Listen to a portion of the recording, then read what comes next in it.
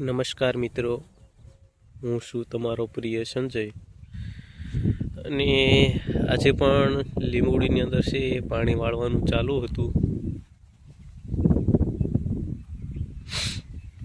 આ જે વૃક્ષ દેખાય છે આ ઝાડ એ શેનું છે જરા કોમેન્ટ કરી જણાવો. હાલો, આ વૃક્ષ જાણો છો?